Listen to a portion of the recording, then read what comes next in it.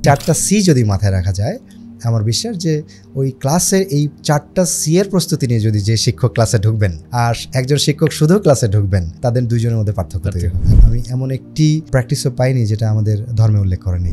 আমাদের দেশের শিক্ষা ব্যবস্থায় এই শিক্ষক মণ্ডলী যারা আছেন তারা আসলে যথাযথভাবে সম্মান পাচ্ছেন না।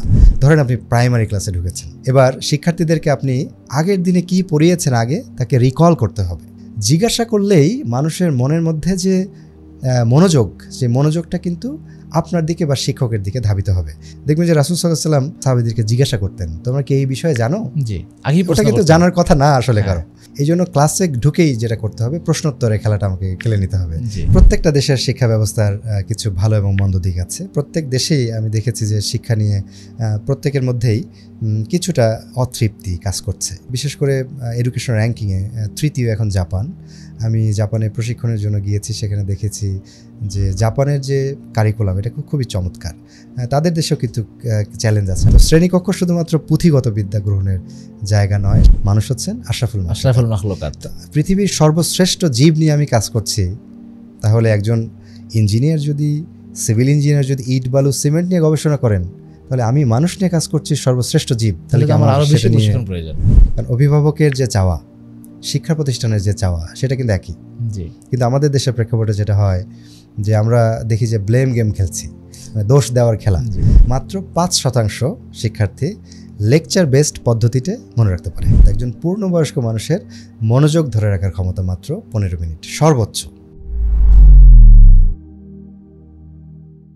আসসালামু আলাইকুম ওয়া রাহমাতুল্লাহি ওয়া বারাকাতুহু। নাহমাদুহু ওয়া নুসাল্লি আলা রাসূলিহিল কারীম, আম্মা বাদ। দর্শক মণ্ডলী, একজন মানুষের সবচাইতে চাহিদার গুরুত্বপূর্ণ বিষয় হচ্ছে তার শিক্ষা। যখন আমরা কোনো মানুষকে সুশিক্ষায় শিক্ষিত করতে পারবো, তারপরেই সে তার জীবনটাকে সুন্দর করতে পারবে এবং তার কাছ থেকে সমাজ, দেশ এবং আমরা সবাই ভালো একটা ফিডব্যাক পাবো ইনশাআল্লাহ। কিন্তু আমাদের দেশের শিক্ষা ব্যবস্থা কি মানসম্পন্ন? কখনো প্রশ্ন করেছেন যে আমার সন্তান যা শিখছে তা আসলে সঠিক এবং মানসম্মত শিখছে কিনা? সেই প্রতিষ্ঠান আসলে তাকে ভালো মতো আউটপুট দেওয়ার জন্য প্রস্তুত কিনা? এই সমস্ত বিষয়গুলো নিয়ে আজকে আমরা আলোচনা করব। আপনারা দেখছেন হাদিস ফাউন্ডেশন শিক্ষা বোর্ডের সৌজন্যে শিক্ষা সংলাপ। আপনাদের সঙ্গে আছি আমি আবু রায়হান। আজকে আমাদের সঙ্গে এমন একজন ব্যক্তি উপস্থিত আছেন যিনি শিক্ষা নিয়ে কাজ করেন, যিনি পাঠদান নিয়ে কাজ করেন এবং বিভিন্ন সময় বিভিন্ন প্রতিষ্ঠানে গিয়ে ট্রেনিংয়ের কাজ করে থাকেন। আমরা সরাসরি স্যারের কাছ থেকে শুনবো ইনশাল্লাহ। আমাদের সঙ্গে আছেন মোহাম্মদ শামসুদ্দোহা স্যার। তিনি vice principal, dream school and college, গাজীপুরের। সে সঙ্গে education adviser, school aid, Japan, BD. আমরা স্যারকে আমাদের আজকের এই প্রোগ্রামে স্বাগত জানাচ্ছি। আসসালামু আলাইকুম রহমতুল্লাহ। ওয়ালাইকুম আসসালাম রহমতুল্লাহ। স্যার কেমন আছেন? আলহামদুলিল্লাহ, আপনি কেমন আছেন? জি আলহামদুলিল্লাহ স্যার, ভালো আছি। মূলত সত্য কথা বলতে গেলে আমরা আসলেই খুব আনন্দিত যে আমরা আপনার কাছ থেকে একটা লেসন পাবো ইনশাল্লাহ আজকে। সে সঙ্গে যারা আমাদের দর্শক আছেন তারাও এখান থেকে উপকৃত হবেন ইনশাল্লাহ। আপনাকে অসংখ্য ধন্যবাদ জানাচ্ছি আমাকে আমন্ত্রণ জানানোর জন্য। আশা করছি খুব চমৎকার সময় আল্লাহ তাআলা যদি চান আমরা কাটানোর সুযোগ পাবো ইনশাল্লাহ। ইনশাল্লাহ, জাযাকাল্লাহু খায়রান। প্রিয় দর্শক, আমরা অবশ্যই দেখব এবং অন্যকে দেখার সুযোগ করে দেব, সেজন্য অধিকারে শেয়ার করব। সে সঙ্গে যদি আপনার প্রতিষ্ঠান নিয়ে আপনার কোনো ভাবনা থেকে থাকে অথবা কোনো সমস্যায় পড়ে থাকেন, তাহলে খুব দ্রুত কমেন্ট করতে পারেন। আমাদের স্যারের কাছ থেকে আমরা সেই উত্তরগুলো পাবো ইনশাল্লাহ। আমরা সরাসরি স্যারের কাছে যাচ্ছি। স্যার, আমরা প্রথমেই যে ব্যাপারটা পরিষ্কার হতে চাইবো, আমাদের আজকের টপিকটা হচ্ছে যে মানসম্মত শিক্ষা বা পাঠদান দেওয়ার জন্য শিক্ষা প্রতিষ্ঠানের দায়িত্বটা কতটুকু। তো ওই জায়গাতেই আমাদের প্রথম একটা জিনিস পরিষ্কার হওয়া প্রয়োজন যে আসলেই মানসম্মত শিক্ষা ব্যবস্থা বা শিক্ষা সিলেবাস বলতে আমরা আসলে কি বুঝছি, আমরা কোনটাকে মিন করছি? হ্যাঁ, ধন্যবাদ আপনাকে, খুবই চমৎকার একটি প্রশ্ন করেছেন। আলহামদুলিল্লাহ, শিক্ষা খুবই গুরুত্বপূর্ণ একটি মাধ্যম। সৃষ্টির শুরু থেকেই এই শিক্ষা কার্যক্রম অব্যাহত রয়েছে। আমরা যদি স্মরণ করি, এই পৃথিবীর প্রথম শিক্ষক ছিলেন মানব জাতির জন্য আল্লাহ তাআলা স্বয়ং নিজেই।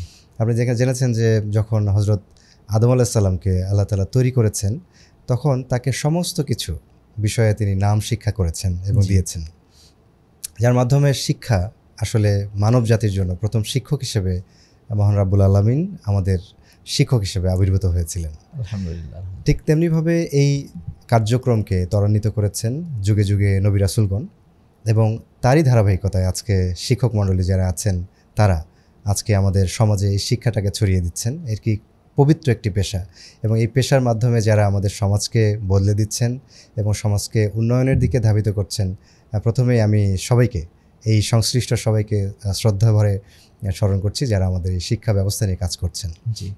তো আজকে আপনারা যে চমৎকার একটি বিষয় নির্ধারণ করেছেন যে মানসম্মত শিক্ষা বলতে আসলে কি বোঝায় বা আমরা কিভাবে এই মানসম্মত শিক্ষাটাকে নিশ্চিত করতে পারি বা এক্ষেত্রে চ্যালেঞ্জগুলো কী, তো সেই বিষয়গুলো আমরা ধারাবাহিকভাবে আলোচনা করব। তো প্রথমেই আমরা যদি আলোচনা করি আসলে মানসম্মত পাঠদান বা শিক্ষা পদ্ধতি বা শিক্ষা আসলে কি বোঝাচ্ছি, তাহলে আমরা বলবো আসলে আমাদের আবারও সেই ইতিহাসের শুরুতে ফিরে যেতে হবে। আমরা যদি বলি যে মানসম্মত শিক্ষাদান কি, তাহলে খুব স্বাভাবিকভাবে বলা যায় যে যেই শিক্ষা বা যে পাঠদানের মাধ্যমে একজন শিক্ষার্থী বিষয়টি বুঝতে পারে এবং সেটি সে প্রয়োগ করতে পারে এবং তার মাধ্যমে তার একটি আদর্শ বা চরিত্র গঠন হয়। তাহলে আমরা যদি বলি যে মানসম্মত পাঠদান আসলে কি, তাহলে আমি মনে করি যে এখানে 3টি ভাগে ভাগ করা যেতে পারে। একটা হলো প্রথমত সেই পাঠদানের মাধ্যমে আমার শিক্ষার্থী অর্থাৎ আমার যে অবজেক্ট সে শিখতে পারছে কিনা। আচ্ছা। দ্বিতীয় বিষয়টা হচ্ছে যে সে তার ব্যক্তিগত জীবনে সেটা প্রয়োগ করতে পারছে কিনা এবং এই যে শেখা এবং প্রয়োগের মাধ্যমে তার একটা আদর্শ তৈরি হচ্ছে কিনা। আচ্ছা, তাহলে স্যার আমরা বলতে পারি এখানে 3টা বিষয় দাঁড়াচ্ছে। রাইট। একটা হচ্ছে যে আমার শিক্ষার্থী বুঝতে পারছেন কিনা, দ্বিতীয়ত তিনি তার জীবনে অ্যাপ্লাই করতে পারছেন কিনা, এর মাধ্যমে তার আদর্শিক কোনো পরিবর্তন হচ্ছে কিনা।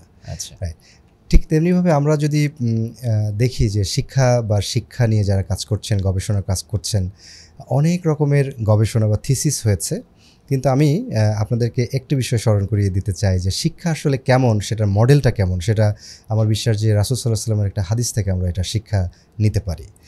আপনার সেই হাদিসটা নিশ্চয়ই জানা আছে যে একটা বেদুইন মসজিদে এসে সাহাবাদের উপস্থিতিতে সে মসজিদে প্রসাব করা শুরু করেছিল। সেই হাদিসটা নিশ্চয়ই আপনার মনে আছে। এই ঘটনা থেকে আমরা আসলে শিক্ষাটা নিব। আচ্ছা, যে একটা পারফেক্ট এডুকেশন বলতে আসলে কিভাবে আমরা সেটাকে আমরা চিত্রায়িত করতে পারি এবং এই দর্শনটা কি। সেই ঘটনাটা যদি আমি ভুল না বলে থাকি আপনি কারেক্ট করে দেবেন। যে ঘটনা ছিল এরকম যে একজন বেদুইন আসলেন এবং মসজিদে এসে তিনি প্রসাব করা শুরু করলেন। জি। এবং এই ঘটনা দেখে আশেপাশে যারা সাহাবীরা ছিলেন তারা তো মারমুখী অবস্থান গ্রহণ করলেন, সবাই রাগান্বিত হয়ে গেল। হ্যাঁ, কারণ কাজটা তো একেবারে অনুচিত। তো এটা দেখার পরে রাসূল সাল্লাল্লাহু আলাইহি ওয়াসাল্লাম কী করেছিলেন, যেহেতু উনি ছিলেন আমাদের শিক্ষক, তিনি কি করেছিলেন এর খেয়াল করলে দেখবেন। তিনি প্রথমত বললেন যে তাকে এই কাজটা শেষ করতে দাও, অর্থাৎ প্রসাবটা শেষ হওয়া পর্যন্ত আমরা অপেক্ষা করলেন। প্রসাব করা শেষ হলো। এরপরে যখন তার প্রসাব করা শেষ হলো, তাকে নিয়ে এসে তাকে যে কথাগুলো বলেছিল সেটা হলো এই যে দেখো এই জায়গাটা হলো পবিত্র স্থান, এখানে আমরা ইবাদত করি, এই জায়গাটা ইবাদতের স্থান, এই প্রসাব করাটা ঠিক নয়। এটা তাকে শিক্ষাটা দেওয়ার পরে একজন সাহাবীকে ডেকে বললেন যে এখানে কিছু পানি ঢেলে দাও। দেখেন আপনি এখানে কিন্তু আমরা চাইলে খুব কঠোরতা প্রয়োগ করতে পারতেন তিনি, কিন্তু তিনি তা করেননি। তিনি যেটা করেছেন তাকে সঠিক শিক্ষা দিলেন যে এই জায়গাটি কিসের জন্য। আশেপাশে যারা ছিলেন তাদেরকেও কিন্তু শিক্ষা দিলেন যে এইরকম একটি ভুল যদি কেউ করে বসে তাহলে তাকে কিভাবে সংশোধন করতে হবে, এটা তিনি তাদেরকে শিক্ষা দিলেন।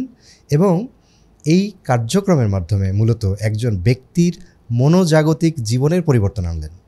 যে একজন মানুষ সমস্ত ক্ষমতা থাকার পরেও, এত বড় অন্যায় করার পরেও তাকে সাজা না দিয়ে তিনি তাকে সংশোধনের আহ্বান জানাচ্ছেন। তার মনোজগতিক যে পরিবর্তনটা হলো মূলত এটাই শিক্ষা। আমরা যদি এই শিক্ষা থেকে রাসূল সাল্লাল্লাহু আলাইহি ওয়াসাল্লামের এই ঘটনা থেকে যদি বিশ্লেষণ করি তাহলে আপনি দেখতে পাবেন যে তিনি তাকে বোঝার সুযোগ দিয়েছেন এবং এই শিক্ষা তার জীবনে প্রয়োগ করার জন্য পরবর্তীতে তাকে সুযোগ দিয়েছেন। এবং ঠিক এই ঘটনার মাধ্যমে সেই মানুষের ব্যক্তি জীবনের আদর্শিক পরিবর্তন ঘটার সুযোগ তৈরি করে দিয়েছেন। আমার বিশ্বাস যে শিক্ষা যদি আমরা মানসম্মত শিক্ষা কি এটা যদি বিশ্লেষণ করি আমার মনে হয় এই ঘটনা থেকে আমরা একটা শিক্ষা নিতে পারি। স্যার এখানে একটা প্রশ্ন আছে আমার, সেটা হচ্ছে যে তিনি তো ম্যাচিওর পেশাব যিনি করলেন তিনি, এখন অনেক ক্ষেত্রে হয় কি যে বাচ্চাদের ক্ষেত্রে কিন্তু এটা আবার হয় না, সে কিন্তু জিনিসটা বোঝে না। এখন তাকে আমি বোঝার যদি সুযোগটা দেই তারপরে কিন্তু সে বুঝবে না, সেই ক্ষেত্রে আমরা অ্যাপ্লাই করবো কীভাবে? এই ক্ষেত্রে আমাদের যেটা করতে হবে সেটা হলো কোমলতা। আমাদের প্রথম যে বিষয়টি মাথায় রাখতে হবে যে আমরা যারা শিক্ষা নিয়ে যারা কাজ করছি, বিশেষ করে প্রাইমারিতে যারা আমরা পড়াই, আপনি মনে হয় সেটাই বলেছেন। প্রাইমারিতে আমাদের এই শিক্ষাদান প্রক্রিয়াটি তুলনামূলকভাবে বয়োজ্যেষ্ঠদের শিক্ষা দেওয়ার চেয়ে কঠিন, একটু কঠিন। এটা নিঃসন্দেহে যারা প্রাইমারিতে ক্লাস নেবেন, শিক্ষক মণ্ডলী যারা আছেন, আমার মনে হয় আপনারা আমার সাথে এগ্রি করবেন। যারা প্রাইমারিতে শিক্ষাদান করতে যান তাদের যে পরিমাণ এনার্জির প্রয়োজন হয়, বিশেষ করে উপরের দিকে ক্লাস নিতে গেলে কিন্তু সেই পরিমাণ এনার্জি লাগে না। তো সেই ক্ষেত্রে আমি যেটা মনে করি, একটা কি ওয়ার্ড যদি মাথায় রেখে আমরা যাই, সেটা হলো কোমলতা। যে একজন শিক্ষার্থী, সে যেহেতু তার মনোজাগতিক জীবনের অনেক কিছুই সে বিকাশ এখনো ঘটেনি, তাকে আমাকে সেই বিষয়টাকে মাথায় রাখতে হবে। এক্ষেত্রে একটা থিওরি আছে, এই থিওরিটা আসলে আমাদের সমাজেও ব্যবহৃত হয়। আপনি যেটা বললেন যে শিক্ষার্থীদেরকে যদি আমরা পাঠদান করতে যাই, আসলে তার ম্যাচিউরিটি লেভেলটাকে আমাদেরকে বুঝতে হবে। এক্ষেত্রে জা পিয়াজে নামে একজন ভদ্রলোক আছেন, যিনি শিক্ষা নিয়ে গবেষণা করেছেন। তো জা পিয়াজের যে থিওরি, সেটা হলো এরকম যে এটা একজন শিক্ষার্থীকে উনি একটা গবেষণা করেছিলেন এরকম, যে তার ম্যাচিউরিটির যে ধাপগুলো জানার জন্য, যে একটা টেস্ট টিউব, একটা কাচের পাত্র, একটা মোটা কাচের পাত্র, সেই মোটা কাচের পাত্রের মধ্যে তিনি পানি রেখেছেন। ঠিক তেমনিভাবে আরেকটা চিকন, কিন্তু একই পরিমাণ পানি একটা চিকন টেস্ট টিউবের মধ্যে রেখেছেন। আচ্ছা, তো স্বাভাবিকভাবেই তো মোটা পাত্রে রাখলে কি মনে হয়? অনেক বেশি মনে হবে, বেশি মনে হবে। আর চিকন পাত্রে রাখলে কি মনে হবে? অল্প মনে হবে, অল্প মনে হবে। তো এটা রাখার পরে ওই শিক্ষার্থীদেরকে জিজ্ঞাসা করেছেন গবেষণা করার জন্য যে আসলে ম্যাচিউরিটি লেভেলটা কার কেমন। তো অধিকাংশ শিক্ষার্থী যাদের বয়স 2 থেকে 7, তারা বলেছে যে চিকন যে টেস্ট টিউবের মধ্যে এটার পানির পরিমাণটা বেশি। আচ্ছা, ঠিক তেমনিভাবে উনি দেখেছেন যে 7 থেকে 11 এই ধাপের যে শিক্ষার্থীরা, এটাকে কিছুটা বুঝতে পেরেছেন যে না, মনে হয় কিছু একটা সমস্যা এর মধ্যে থাকতে পারে, নাহলে এই প্রশ্ন করবে কেন। এবং 12 থেকে উপরোর্ধ্ব যে শিক্ষার্থীরা, তারা এটা ধরে ফেলেছে যে না, এটার পরিমাণ হয়তো বা সমান। অর্থাৎ এইভাবে আমাদের শিক্ষার্থীদের যে মনস্তাত্ত্বিক যে বিকাশ, সেই সম্পর্কে আমাদের শিক্ষক মণ্ডলী যদি সচেতন থাকেন, তাহলে আপনি যেটা বললেন যে একজন শিক্ষার্থী বুঝতে পারছে না, তাহলে তিনি বল প্রয়োগের আগে ভাববেন যে আসলে আমার শিক্ষার্থী ঠিক কতটুকু ম্যাচিউর হয়েছে। তার ম্যাচিউরিটি যদি ভাবনাটা তার মাথায় থাকে, আমার বিশ্বাস যে শিক্ষার্থীকে তিনি কোমলতার সাথে তিনি শিক্ষাদান করতে পারবেন। এবং এই ব্যাপারটা আমি যেটা বলেছি যে এই ম্যাচিউরিটি কিন্তু আবার অনেক ক্ষেত্রে একটা জিনিস মাথায় রাখতে হবে, যে সবার ম্যাচিউরিটি কিন্তু আবার সমান সময় হয় না। আমরা যে বয়সের সীমারেখাটা বলেছি, অনেক ক্ষেত্রে হয় কি যে প্রাইমারির স্টুডেন্ট অনেক ক্ষেত্রে হাই স্কুল স্টুডেন্টের চেয়েও ম্যাচিউরিটি আগে হতে পারে, আগে পরে হয় কিন্তু।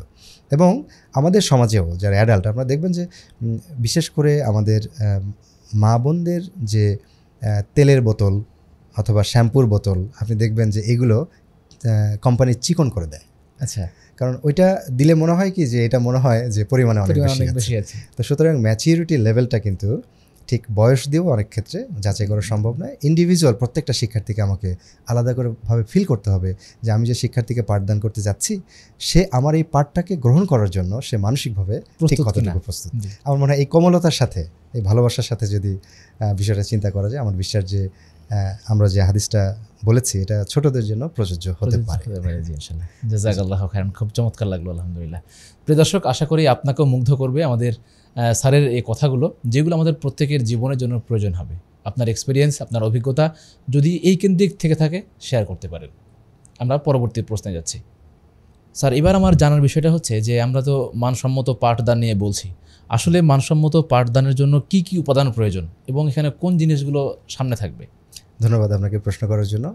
এখন আমরা যেহেতু পাঠদান প্রক্রিয়া নিয়ে আলোচনা করছিলাম, এখন আমি যে ধাপে আলোচনাটা করতে যাচ্ছি সেটা হলো একটি প্রাতিষ্ঠানিক পাঠদান পদ্ধতিটা কেমন। আচ্ছা, ইতিপূর্বে আমাদের যে শিক্ষাদান পদ্ধতি আল্লাহ তাআলা যেভাবে আমাদেরকে শিখিয়েছেন, রাসূল সাল্লাল্লাহু আলাইহি ওয়াসাল্লাম আমাদেরকে যেটা শিখিয়েছেন, সেটা কিন্তু অপ্রাতিষ্ঠানিক শিক্ষা ব্যবস্থা ছিল। কিন্তু এখন যেহেতু আমাদের মাদ্রাসাগুলো বা স্কুলগুলো প্রাতিষ্ঠানিক শিক্ষা পদ্ধতি মেনে তারা শিক্ষাদান করছেন, পাঠদান করছেন, সেক্ষেত্রে আমাদের কিছু উপাদান নিঃসন্দেহেই প্রয়োজন হবে। সেক্ষেত্রে আমি যদি বলি, আমি 5টি উপাদানের কথা এখানে উল্লেখ করতে চাই। এই উপাদানগুলোর মধ্যে সবচেয়ে গুরুত্বপূর্ণ হলো শিক্ষক। আচ্ছা, আমাদের পাঠদান প্রক্রিয়া বা মানসম্মত পাঠদান যদি আমরা নিশ্চিত করতে চাই, তাহলে আমাদের শিক্ষক হচ্ছেন এই উপাদানের সবচেয়ে গুরুত্বপূর্ণ এলিমেন্ট, নাম্বার 1। নাম্বার 2, আমাদের দ্বিতীয় বিষয়টি হচ্ছে কারিকুলাম বা কন্টেন্ট, যা দিয়ে আসলে শিক্ষক পড়াবেন সেই কারিকুলাম বা কন্টেন্ট। তৃতীয় বিষয়টি হচ্ছে অবকাঠামোগত বা টুলস, মানে শিক্ষা উপকরণ বা অবকাঠামো আমার যেমনটা থাকবে ঠিক ওই বিষয়টি। চতুর্থ বিষয়টি হচ্ছে আমার প্রাতিষ্ঠানিক যে ব্যবস্থাপনার ধরন বা আমার প্রতিষ্ঠান কিভাবে ব্যবস্থাপনা হচ্ছে, বা সহজ করে বলতে গেলে ম্যানেজমেন্ট বডি বা ম্যানেজমেন্ট সিস্টেম। এবং পঞ্চম বিষয়টি হচ্ছে আমার যে শিক্ষার আদার্স স্টেক হোল্ডার, বিশেষ করে অভিভাবক এবং সমাজ। এই যে 5টি আমি তো পয়েন্ট আউট করেছি, এই 5টা বিষয় আসলে মানসম্মত শিক্ষা। আচ্ছা তাহলে আমি একবার 5টা বলি, দেখি আমি আসলে পারছি কিনা।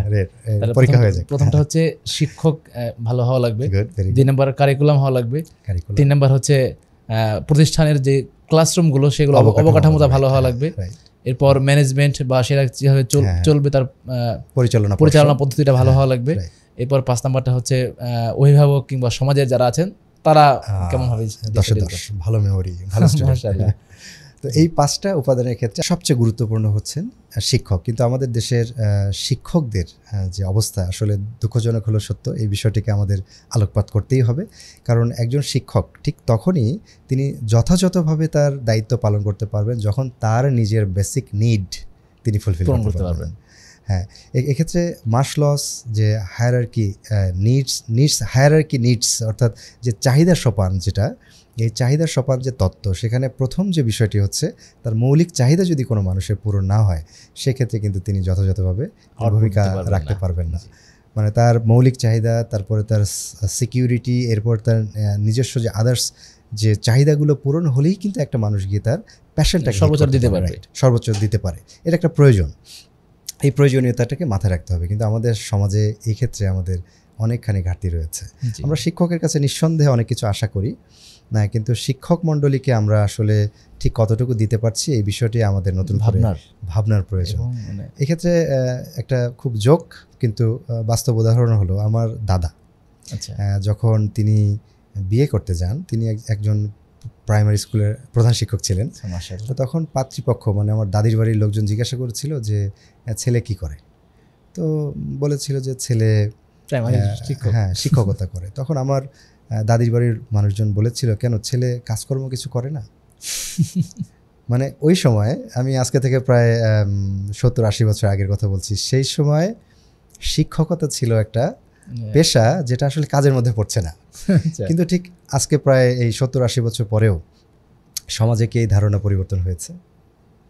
একজন শিক্ষক তার নিজস্ব যে প্রয়োজন, সেই প্রয়োজন মেটানোর জন্য তার যা কিছু প্রয়োজন সেটা কি আসলে আমরা যথাযথভাবে সরবরাহ করতে পারছি কিনা?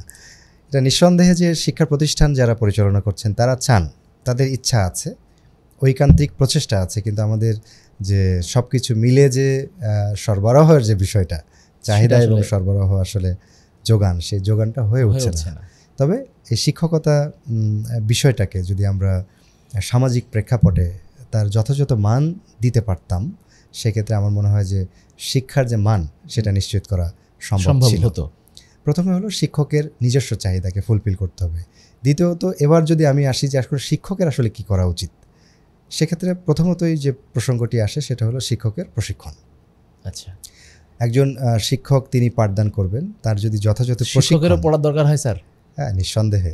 কিন্তু এটা যেমন প্রশ্নটা আপনি করেছেন ঠিক তেমনিভাবেই সত্য এটাই যে একটা গবেষণায় দেখা গেছে যে সব ধরনের পেশাদারিত্ব নিয়ে গবেষণা করে দেখা গেছে যে সবচেয়ে যে পেশার মানুষ মনে করে যে তার শেখার প্রয়োজন নাই বা প্রশিক্ষণের প্রয়োজন নাই, আপনি জানেন যে সেই পেশাটা কি? শিক্ষক নিজে মনে করেন আমি তো নিজে শেখাই, আমার আবার শেখার কি প্রয়োজন আছে? কিন্তু আপনি জানেন যে সবচেয়ে ভালো ছুরিটাও আপনি যদি সেটাকে শান না দেন, একটা সময় গিয়ে সেটাও অকেজ হয়ে যায়, মরিচা ধরবে। সুতরাং শিক্ষকতা পেশা হলো এমন একটি পেশা যে একজন ইঞ্জিনিয়ার হয়তোবা সে টেকনোলজি নিয়ে কাজ করছেন, তার গাড়ি নিয়ে কাজ।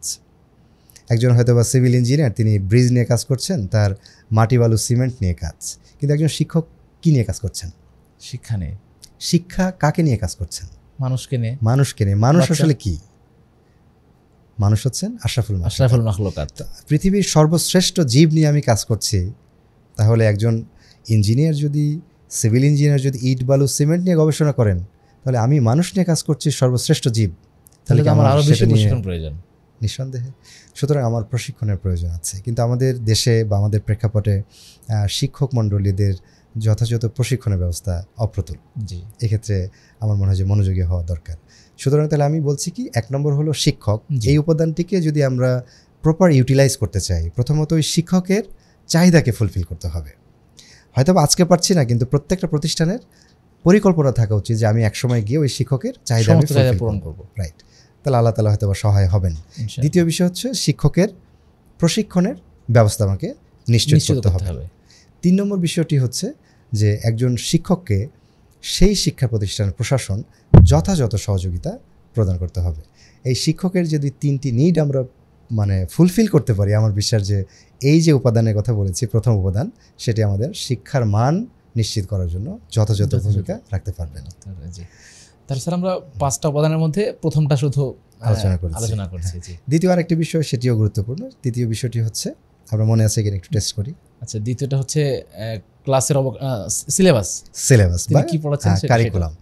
হ্যাঁ, খুব গুরুত্বপূর্ণ একটি টপিক যে আমি শিক্ষা নিশ্চিত করব। আমার শিক্ষক ধরেন একেবারে প্রস্তুত, তিনি প্রশিক্ষিত শিক্ষক, তার বেতন মাশাআল্লাহ আলহামদুলিল্লাহ তার সমাজে চলে ফেরা খাওয়ার জন্য যথেষ্ট, এবং সমাজে মান মর্যাদা নিয়ে থাকতে পারবেন, এবং তাকে প্রশাসন যথেষ্ট সহযোগিতা করছেন।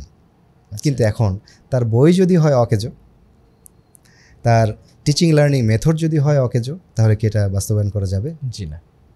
আমাদের দেশের প্রেক্ষাপটে যদি আপনি তাকান, যে জাতীয় যে কারিকুলাম, সেখানে অনেকগুলো পরিবর্তন এসেছে। জি, এবং স্যার এই পরিবর্তনটা মাঝে মধ্যেই হয়, মাঝে মধ্যেই হচ্ছে, কিন্তু সেটা কিন্তু টেকসই হচ্ছে না। জি, কারণ এটা প্রয়োগ সাপেক্ষ নয়। যেমন সৃজনশীল যে কারিকুলাম, এটা বাতিল হলো, আসলে যোগ্যতা ভিত্তিক কারিকুলাম সেটাও বাতিল হলো। সামনে শুনতে পাচ্ছি 2027 সাল থেকে আরেকটি কারিকুলাম আসবে। কিন্তু কারিকুলামের পর কারিকুলাম পরিবর্তন হচ্ছে, কিন্তু ওই যে শিক্ষার্থীদেরকে শুধু গদবাঁধা মুখস্থের পদ্ধতি থেকে কিন্তু আমরা বের করে নিয়ে আসতে পারছি না। মূল সমস্যা হলো যে আমাদের শিক্ষার্থীরা মূলত এই যে কারিকুলাম, এই কারিকুলামে হাতে কলমে কোনো কিছু শিখতে পারছে না। তারা শিখছে, মুখস্থ করছে, কিন্তু তার ব্যক্তি জীবনে এবং কর্মজীবনে গিয়ে তার এটার বাস্তব প্রয়োগ কি, এটা এখনও পর্যন্ত তারা নিশ্চিত নয়। এমনকি আমরা প্রহসন হলেও সত্য যে বাংলাদেশের প্রেক্ষাপটে সবচেয়ে বড় যে জব, আমরা বিসিএসকে যেটা সিভিল সার্ভিসেস জব চিন্তা করে থাকি, সেক্ষেত্রেও দেখতে পাই যে সমস্ত কিছু মুখস্থ নির্ভর। জি, এবং তাকে এমন কিছু মুখস্থ করতে হচ্ছে তার চাকরি জীবনে এবং কর্মজীবনে গিয়ে জীবনেও আর কোনোদিন তার কোনো কাজে লাগবে না। তো এই যে মুখস্থ নির্ভর যে শিক্ষা ব্যবস্থা, এই কন্টেন্ট যদি এমনই থাকে, তাহলে আমরা প্রথমে যে কথাটা বলেছিলাম যে একজন শিক্ষার্থী মানসম্মত শিক্ষা বলতে সেটাই বুঝছি, যেটা সে বুঝবে, প্রয়োগ করবে। কিন্তু আমাদের দেশে এই প্রয়োগের যে সুযোগ, এটা খুবই কম। জি, জাযাকাল্লাহু খাইরান। তাছাড়া আমরা এর পরেরটাতে যাই ইনশাআল্লাহ। পরবর্তী তৃতীয় টপিকটা হচ্ছে অবকাঠামো। এখন আমাদের শিক্ষক প্রস্তুত, আমাদের কারিকুলাম চমৎকার, কিন্তু আমাদের পড়ানোর জন্য পাঠদানের যে পরিবেশ, সেই পরিবেশটি যথাযথ নেই। তাহলে কি আমাদের এই শিক্ষার মান নিশ্চিত করা সম্ভব হবে? জি না। তাহলে আমাদের তৃতীয় বিষয়টি হচ্ছে অবকাঠামোগত যে মান, সেটাকে আমাদের নিশ্চিত করতে হবে। আমি বলছি না যে অবকাঠামোগত মান বলতে প্রত্যেকটা ক্লাসরুমে প্রজেক্টর থাকতে হবে, মাল্টিমিডিয়া ক্লাসরুম হতে হবে, কারণ আমাদের দেশের প্রেক্ষাপটে অধিকাংশ শিক্ষা প্রতিষ্ঠানের এই ধরনের মান নিশ্চিত করার সামর্থ্য নেই। ইচ্ছা আছে কিন্তু সামর্থ্য নেই। সেটা মাথায় রেখে আমাদের যেটা করা দরকার, একটা ক্লাসরুম হবে সেই ক্লাসের শিক্ষার্থীদের শ্রেণী উপযোগী, অর্থাৎ তাদের বয়স ভেদে। যেমন আমি যদি বলি প্রাইমারির কথা, প্রি প্রাইমারি বা প্রাইমারি ক্ষেত্রে ক্লাসরুমের যে দেয়ালে তো আমার রং করতেই হচ্ছে, তাহলে সেই রংটা যদি আমি শিক্ষার্থীদের বয়স উপযোগী করে করি, তাহলে কোনো বাধা নেই।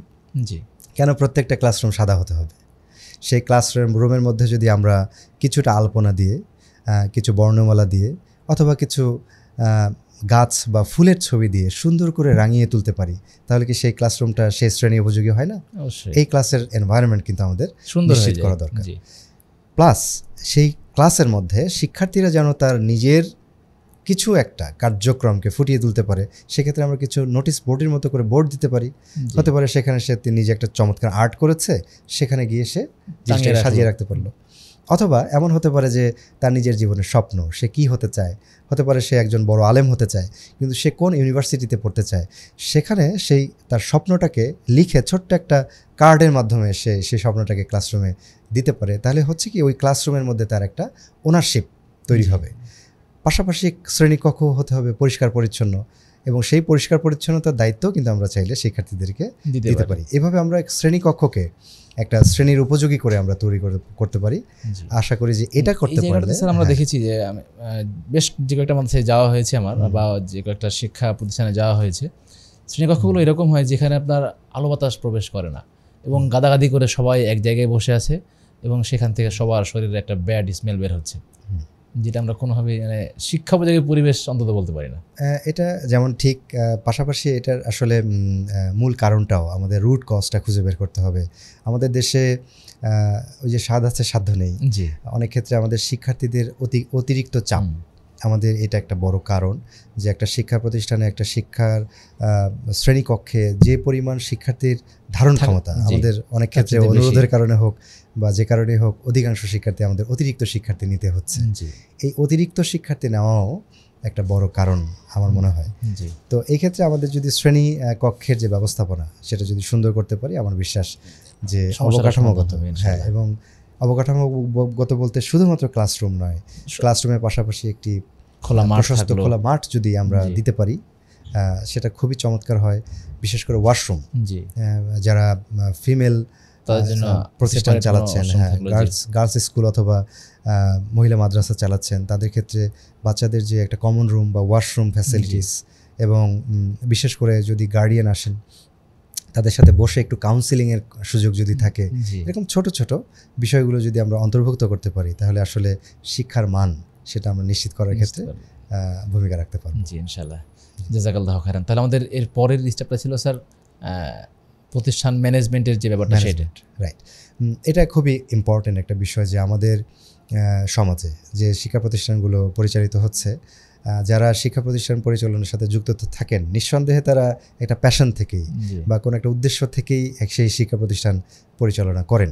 কিন্তু এটা খুব দুঃখজনক হলেও সত্য যে আমাদের যারা শিক্ষা প্রতিষ্ঠান পরিচালনার সাথে যুক্ত তাদেরও যে এই শিক্ষা প্রতিষ্ঠান পরিচালনা কিভাবে করতে হবে, এই যথাযথ ব্যবস্থাপনা কিভাবে করতে হয়, এইটার শিক্ষা গ্রহণের সুযোগের অভাব আছে। আমার বিশ্বাস যে প্রত্যেকে হয়তো বা শিখতে চান যে একটা শিক্ষা প্রতিষ্ঠান কিভাবে আমি পরিচালনা করব, আর্থিক ব্যবস্থাপনা কেমন হবে, তার মানব সম্পদ ব্যবস্থাপনা কেমন হবে, অথবা আমার প্রচার কিভাবে করতে হবে, আমি শিক্ষার্থীকে কিভাবে ধরে রাখতে পারবো, কম্পিটিশনের যুগে কিভাবে আমি শিক্ষার্থীকে ধরে রাখতে পারবো, শিক্ষক মণ্ডলীকে কিভাবে খুশি রাখতে পারবো, এই যে প্রত্যেকটি বিষয় ঠিক রেখে অভিভাবককে সন্তুষ্ট রাখা, এই যে পুরো কার্যক্রমের ব্যালেন্স যারা করেন তারা কিন্তু শিক্ষা প্রতিষ্ঠানের যারা প্রশাসক আছেন বা ব্যবস্থাপনা পর্ষদে যারা আছেন তাদের ক্ষেত্রে। আমাদের দেশে আপনি বলতে পারেন যে এখনও এমন কোনো প্রতিষ্ঠান কি তৈরি হয়েছে যে যারা শিক্ষা প্রতিষ্ঠান যারা পরিচালনার সাথে যুক্ত তাদেরকে প্রশিক্ষণ দেন? এটা কিন্তু দেখা যায়। অথচ যে কোনো রকমের প্রতিষ্ঠান পরিচালনার জন্য আপনি যদি কোনো কর্পোরেট প্রতিষ্ঠানের দিকে তাকান, সেখানে যারা ম্যানেজার অথবা সিইও অথবা নির্বাহী যারা আছেন তাদের কিন্তু প্রশিক্ষণের ব্যবস্থা আছে। আমাদের দেশেও এটা এখনও পর্যন্ত মনে হচ্ছে না যে যারা শিক্ষা প্রতিষ্ঠান পরিচালনার সাথে যুক্ত তাদেরকেও প্রশিক্ষিত করার প্রয়োজন বা তাদেরকেও যথাযথভাবে শেখা প্রয়োজন যে কিভাবে একটা শিক্ষা প্রতিষ্ঠান পরিচালনা করতে হয়। সুতরাং এই ক্ষেত্রে আমাদের মান নিশ্চিত করতে হলে পরিচালনা পর্ষদে যারা আছেন তাদের মান নিশ্চিত করতে হবে। জি, জাযাকাল্লাহু খাইরান। তাহলে স্যার আমরা শেষটা আলোচনা করে আমরা অন্য পয়েন্টে যাবো ইনশাআল্লাহ। শেষটা হচ্ছে যে অভিভাবক সহ সমাজের যারা আছেন তাদের সঙ্গে চলাফেরা করার যে ব্যাপারটা, হ্যাঁ, এটা পঞ্চম এবং শেষ। এখন সব কিছু প্রস্তুত, আগের 4টা বিষয় আমার হাতে আছে, এখন যেটা বিষয় সেটা হলো যেটা আমার হাতে নাই, সেটা হলো অভিভাবক। কিন্তু একটা মানসম্মত শিক্ষা যদি আমি নিশ্চিত করতে চাই বা পাঠদানকে যদি আমি নিশ্চিত করতে চাই তাহলে আমাদের সর্বশেষ ধাপ অভিভাবক। কারণ অভিভাবকের যে চাওয়া, শিক্ষা প্রতিষ্ঠানের যে চাওয়া সেটা কিন্তু একই। কিন্তু আমাদের দেশের প্রেক্ষাপটে যেটা হয় যে আমরা দেখি যে ব্লেম গেম খেলছি, দোষ দেওয়ার খেলা, যে একজন শিক্ষার্থী যখন মন্দ করে, খারাপ করে, যে পারফরমেন্স ঠিক মতো করতে পারছে না, তখন অভিভাবক এসে বলবে যে সব দোষ মাস্টারের বা শিক্ষা প্রতিষ্ঠানের, মাদ্রাসার বা স্কুলের। আবার যখন একজন শিক্ষার্থী ভালো করছে তখন ক্রেডিট নেওয়ার ক্ষেত্রে আমরা দেখি যে হ্যাঁ, তখন আমার বাচ্চাকে আমি ভালো পড়িয়েছি বা আমি আমার সন্তানকে ভালো শিক্ষা দিয়েছি। তখন বাবা মায়ের মধ্যেও দেখবেন যে ঝগড়া শুরু হয়ে যায় যে তোমার বাচ্চা কিনা আমার বাচ্চা, যদি ছেলে ভালো করে তাহলে ছেলে আমার, আর যদি খারাপ করে ছেলে তোমার। ঠিক তেমনিভাবে শিক্ষা প্রতিষ্ঠান এবং অভিভাবকদের মধ্যেও এই ব্লেম গেম আছে। অথচ আমাদের উভয় মিলে এক হওয়াটা খুব জরুরি, কারণ আমাদের উভয়ের উদ্দেশ্য একই, যে আমার ওই শিক্ষার্থীকে আমাদের মানুষ করতে হবে। তাহলে মানুষ করতে গেলে আমাদের অভিভাবককেও জানতে হবে যে আমাদের শিক্ষার্থীকে আমি আসলে কিভাবে প্রস্তুত করব। আমাদের দেশে যেটা হচ্ছে আমরা ইদানিং লক্ষ্য করছি যে শুধু গ্রেডিং, কত পয়েন্ট পেলো, কত মার্কস পেলো, সেটা নিয়ে একটা মল্লযুদ্ধ চলছে। শিক্ষার্থীদের উপর একটা চাপ প্রয়োগ করা হচ্ছে। প্রকৃত সে কতটুকু শিখতে পারলো, আদব আখলাকের ক্ষেত্রে কোনো পরিবর্তন আসলো কিনা, সে যথাযথ ম্যানার তার আচরণিক কোনো পরিবর্তন হচ্ছে কিনা, এই ছোট ছোট বিষয়গুলোকে উপেক্ষা করে শুধুমাত্র সে পরীক্ষায় কত নম্বর পেল, এই মানসিকতা নিয়ে আমাদের অভিভাবক মণ্ডলী বসে আছেন, যার ফলে কিন্তু আমাদের প্রকৃত শিক্ষার যে মানসম্মত শিক্ষা সেটা আমরা নিশ্চিত করতে পারছি না। জি, যাক, জাযাকাল্লাহু খায়রান। তাহলে স্যার আমরা মোটা দাগে এই 5টা জিনিস খেয়াল করলে বুঝতে পারি যে একটা আদর্শ শিক্ষা প্রতিষ্ঠান হওয়ার জন্য এই 5টা উপাদান তার মধ্যে থাকলে আমরা সেটা বলতে পারি ইনশাআল্লাহ। ইনশাআল্লাহ। প্রিয় দর্শক, আমরা তাহলে এই 5টা জিনিসকে খেয়াল রাখলে আমি, আপনি, আপনারা আমরা সবাই কিন্তু একটা ভালো প্রতিষ্ঠান রান করাতে পারবো ইনশাআল্লাহ। এবং যদি আপনি কোনো প্রতিষ্ঠানের পরিচালক হয়ে থাকেন তাহলে অবশ্যই এই 5টা বিষয় আপনার অবশ্যই খেয়াল রাখা প্রয়োজন। স্যার, এবার আমার জানার যে বিষয় সেটা হচ্ছে যে আমরা একটু আগে শিক্ষক মণ্ডলী নিয়ে কথা বলছিলাম, তো ওই জায়গাতে আমাদের দেশের প্রেক্ষাপটে এখনও শিক্ষক মণ্ডলী কিন্তু লেকচার দিয়ে যান ক্লাসে এসে এবং শিক্ষার্থীরা ওটাকে হজম করেন, তারপর তিনি চলে যান। আমরা এখনও ওইটার মধ্যেই আটকে আছে বলা যায়। একটা যে অংশগ্রহণমূলক শিক্ষা, তারপরে সরাসরি প্র্যাকটিক্যাল যে জিনিসগুলো থাকবে, এই জিনিসগুলোর মাত্রাটা খুব কম দেখা যায়। এই ব্যাপারে কি বলবেন? হ্যাঁ, এটা আপনি একদম যথাযথ কথাই বলেছেন যে আমাদের এটা শিক্ষক মণ্ডলীর যে পাঠদানের পদ্ধতি সেটা আসলে লেকচার বেসড, শুধু বক্তব্য নির্ভর যে শিক্ষা দান পদ্ধতি সেটাই চলে আসছে গতানুগতিক ধারায়। কিন্তু এটার বাইরেও আরও অনেক পদ্ধতি আছে শিক্ষার্থীদেরকে যথাযথ পাঠদান করার জন্য। আমি মনে করি যে এক্ষেত্রে সবচেয়ে বড় বাধা হলো আমাদের কারিকুলাম বা আমাদের বই বা শিক্ষকদেরকে যেভাবে পাঠদান করতে হবে সেই নির্দেশনা যথাযথ নেই। আমাদের শিক্ষক মণ্ডলী যেভাবে পাঠদান করছেন যে কোনো একটা পাঠ তিনি হয়তো বা জানেন, সেটা এসে তিনি সামনে এসে সেটা বক্তব্য দিয়ে চলে যাচ্ছেন। উনি ধরেই নিচ্ছেন যে আমি যা বলছি মনে হয় সব শিক্ষার্থী সব হৃদয়ঙ্গম করছে। কিন্তু আসলে আমরা এই যে এতক্ষণ আলোচনা করেছি, আপনি রায়হান ভাই আপনি বলেন যে শুরু থেকে এখন পর্যন্ত আমি যদি এই মুহূর্তে আপনাকে জিজ্ঞাসা করি ঠিক কতগুলো কথা আপনার মনে আছে? খুব বেশি নেই। খুব বেশি যে তুলনায় থাকার কথা সেই তুলনায় নেই। এবং এটা নিয়ে একটা গবেষণা হয়েছে, এটাকে বলা হচ্ছে লার্নিং পিরামিড। তো লার্নিং পিরামিডের দেখা যাচ্ছে যে সবচেয়ে কম যে শিক্ষা গ্রহণের যে পদ্ধতি সেটা হলো লেকচার। আচ্ছা, মাত্র 5% শিক্ষার্থী লেকচার বেসড পদ্ধতিতে মনে রাখতে পারে। আর হাতে কলমে অর্থাৎ নিজেরা করে বলে দেখে যে শেখাটা বাকি 70% শিক্ষার্থীর যে লার্নিং আউটকামস, যে শিখে এসে সেটাকে যে প্রয়োগ করার ক্ষমতা বা মনে রাখার ক্ষমতা, সেটা কিন্তু সে হাতে কলমের শিক্ষাদানের মাধ্যমে সে শিখতে পারছে। আচ্ছা, তার মানে স্যার স্থায়ী শিক্ষাটা হচ্ছে হাতে কলমের শিক্ষাটা, হাতে কলমের শিক্ষা। লেকচার বেস সর্বোচ্চ হলে 5% হবে, 5%। এবং আমাদের শিক্ষার্থীদের যে মনোযোগ ধরে রাখার ক্ষমতা, একজন পূর্ণবয়স্ক মানুষের মনোযোগ ধরে রাখার ক্ষমতা মাত্র 15 মিনিট সর্বোচ্চ। একজন শিক্ষার্থীদেরকে যখন আমরা কাজ করি, বিশেষ করে ছোট ক্লাসের শিক্ষার্থীদেরকে নিয়ে যখন আমরা কাজ করি, তাদের কিন্তু এটা ধরে রাখার ক্ষমতা আরও কম। আপনি দেখবেন যে বাচ্চাদের যে কার্টুন তৈরি করা হয়, কার্টুন আপনি খেয়াল করবেন যে কার্টুনে অধিকাংশ ক্ষেত্রে প্রতি 5 সেকেন্ড পর পর তার ফ্রেম চেঞ্জ করা হয়, লং শট, হ্যাঁ, ক্লোজ শট বা সাইড শট থেকে নিচ্ছে। এই যে শটগুলো বারবার পরিবর্তন করে, এটা হলো শুধুমাত্র শিক্ষার্থীদের মনোযোগটাকে ধরে রাখার জন্য। একজন শিক্ষক যখন ক্লাস নিচ্ছেন, আমাকে মাথায় রাখতে হবে যে আমি যে শিক্ষার্থীর সামনে পাঠ উপস্থাপন করছি সে কিন্তু এই কার্টুন দেখা জিনিস। কারণ আমার আপনার যে সময় আমরা যখন শিক্ষার্থী ছিলাম তখন কিন্তু এই ডিজিটাল মিডিয়াগুলো এত অ্যাভেলেবল ছিল না। এখন প্রত্যেকটা শিক্ষার্থীর হাতে ডিভাইস। তো ডিভাইসের সাথে আমি যখন কম্পিটিশন করতে যাব, শুধুই যদি আমি লেকচার দিতে থাকি তাহলে আমার শিক্ষার্থী কিন্তু আমাকে গ্রহণ করতে পারবে না। তাহলে উপায় কি? উপায় হলো আমার শিক্ষার্থীকে আমার ক্লাসে এঙ্গেজ করতে হবে। এখানে আমি কয়েকটা ছোট ছোট ঘটনা বলছি বা টিপস বলছি যেটা হয়তো আমরা করতে পারি। এটা শ্রেণী ভেদে আলাদা হতে পারে, শিক্ষার্থীদের বয়স ভেদে আলাদা হতে পারে। তবে এখানে 4টা জিনিস মাথায় রেখে যদি আমরা আগাতে পারি, আমি সেটাকে বলছি 4C। আচ্ছা, 4C। এই 4টা সি যদি মাথায় রাখা যায়, আমার বিশ্বাস যে ওই ক্লাসে এই 4টা সি এর প্রস্তুতি নিয়ে যদি যে শিক্ষক ক্লাসে ঢুকবেন আর একজন শিক্ষক শুধু ক্লাসে ঢুকবেন, তাদের দুইজনের মধ্যে পার্থক্য তৈরি হবে। আপনি কি জানতে চান সেটা? জি, অবশ্যই। আচ্ছা, ঠিক আছে। তো এই প্রথম মুখস্থ করতে চাই। হ্যাঁ, ঠিক আছে, আপনি খুব ভালো, কারণ এর আগে আপনার খুব দ্রুত মুখস্থ করেছেন। আমার বিশ্বাস এটা আপনি পারবেন। একটু পরে আমি আপনাকে জিজ্ঞাসা করব। তাহলে 4টা সি। প্রথম সিটা হলো ক্লাস। আচ্ছা, একজন শিক্ষককে মাথায় রাখতে হবে আমি কোন ক্লাসে যাচ্ছি। ওকে, জি, কোন ক্লাসে যাচ্ছি? আমি ক্লাস 1 প্লে নার্সারিতে যাচ্ছি, 1-2তে যাচ্ছি, নাকি কলেজে পড়াতে যাচ্ছি, নাকি ইউনিভার্সিটিতে পড়াতে যাচ্ছি? ক্লাসরুমের সামনে দাঁড়িয়ে তাকে মাথায় রাখতে হবে আমি কোন ক্লাসে যাচ্ছি। 2 নম্বর হলো সি ক্যারেক্টার। তাহলে যে ক্লাসে যাচ্ছি ওই ক্লাসের শিক্ষার্থীদের ক্যারেক্টারটা কেমন এবং আমার ক্যারেক্টারটাকে তাহলে কীরকম করা উচিত। আচ্ছা, আমি যদি অনার্সের ক্লাসে যেভাবে যে ক্যারেক্টার প্লে করি, আমি যদি প্লে নার্সারি প্রাইমারি ক্লাসে একই ক্যারেক্টার প্লে করি তাহলে কি আমি মনোযোগ ধরে রাখতে পারবো না। তাহলে আমাকে ওই শিক্ষার্থীদের ক্যারেক্টার এবং আমার ক্যারেক্টারকে সেট করতে হবে, তাদের উপযোগী হতে হবে, ব্যালেন্সে নিয়ে আসতে হবে, ব্যালেন্সে নিতে হবে, রাইট। তাহলে 2টা সি কিন্তু গেল, একটা হলো ক্লাস, একটা হলো ক্যারেক্টার, 3 নম্বর হলো কন্টেন্ট। যে আমি যদি কলেজে পড়াতে যাই যে বইপত্র খাতাপত্র নিয়ে যাব, আমি যদি প্রাইমারি ক্লাসে যাই একই বইপত্র খাতাপত্র নিয়ে, তাহলে কি তাদের মনোযোগ ধরে রাখা যাবে না। প্রাইমারি ক্লাসে একজন শিক্ষক ধরেন খালি হাতে গেল একটা বই নিয়ে, প্রতিদিন যে বইটা নিয়ে যায় সেই বই নিয়ে। আরেকজন শিক্ষক সে মনে করেন গণিতের শিক্ষক, তিনি একটা গণিত শিখার চার্ট নিয়ে গেলেন, 1 2 আলাদা আলাদা ডিফারেন্ট ছোটো ছোটো চার্ট নিয়ে গেলেন, কালারফুল চার্ট।